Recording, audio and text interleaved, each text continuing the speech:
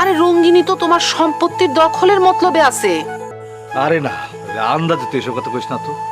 কিসের আন্দাজে কথা? তোমার এই রানু আর বানু দুই মাইয়ারে তুমি বিয়া দেওয়ার পরে এই বাড়ি তো পুরা ফাঁকা, তুমি একলা। তখন এই রঙ্গিনী তোমারে খাবারের সাথে বিষ মিশাইয়া খাওয়াইয়া দিব, তারপরে এই সারা বাড়ি সমস্ত সম্পত্তি নিজে একা ভোগ দখল করব। মিলন হবে কতদিনে আমার মনে।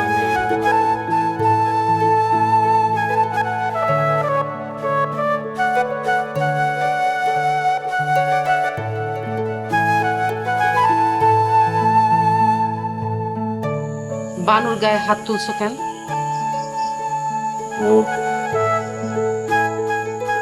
রঙিনী লোকে বেয়াদবি করছে। রঙ্গিনী আমাগো কে হয়? কেউ হয়? আপন কেউ হয় না। অথচ তুমি তার জন্যে তোমার নিজের মায়ের গায়ে হাত তুললা।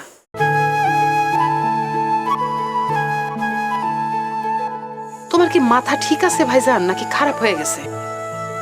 আজকে তোমার কোনো একটা বিপদে আপদে অসুখে বিসুখে রঙ্গিনী কি পাশে আগায় আসবো? কোনোদিন না। তোমার একটা বিপদ হোক, তোমার নিজের মাইয়া তোমার পাশে দাঁড়াইবো। তোমার অসুখ হোক, তোমার মাথার পাশে তোমার নিজের মাইয়া দাঁড়াইয়া সারা রাত সেবা করব। অথচ তুমি রঙ্গিনীর কারণে সেই মাইয়ার গায়ে হাত তুললা। সি সি সি ভাইজান। আচ্ছা ভাইজান, একটা কথা তুমি কেন বুঝতে পারতেছো না? এই রঙ্গিনী কোন মতলবে আসছে এখনো পর্যন্ত তুমি টের পাও নাই? আরে রঙ্গিনী তো তোমার সম্পত্তির দখলের মতলবে আছে। আরে না, আন্দাজে তুই এসব কথা কইস না তো। কিসের আন্দাজে কথা?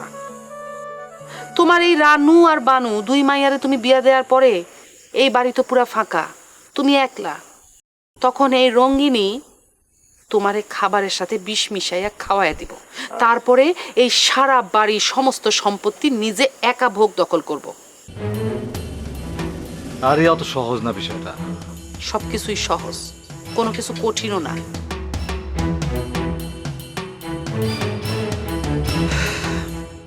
আচ্ছা যাক এসব কথা। সর্দার শিখা গেছিলাম বানুর জন্য একটা পাত্র দেখতে। বানুর জন্য পাত্র দেখতে গেছিলি কেন? আমি তো রজবের লেগে বিয়ে ঠিক করে রাখছি। কি হ্যাঁ।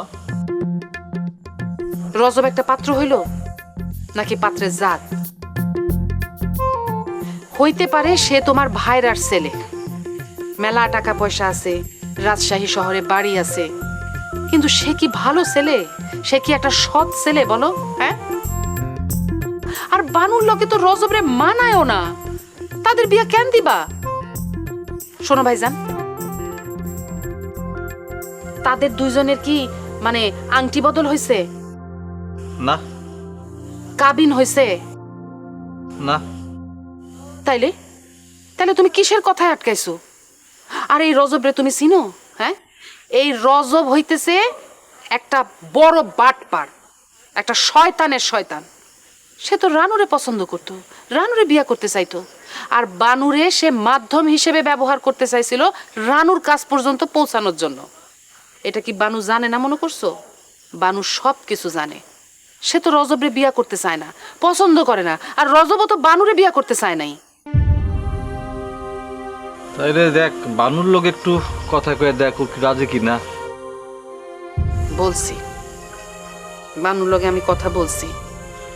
বানু রজবরে বিয়া করতে চায় না। আর শোনো, আমি যেই পাত্র দেখছি সে খুব ভালো ছেলে, সৎ ছেলে, সরকারি চাকরি করে, দেখতে শুনতে ভালো, ভালো পরিবারের ছেলে। তাহলে কিসের অমত কও? এই পাত্ররে তুই কই পেলি? পাত্রের বড় ভাই আসাদের কলিগ ছিল। ও শোনো ভাইজান, তুমি অনুমতি দিলে আমি ছেলে মেয়ের দেখার ব্যবস্থা করি। দেখ যেটা ভালো মনে করস। নজরটা উঁচা করণ লাগে সব সময়। স্বপ্ন দেখতে হয় বড় কইরা। আরে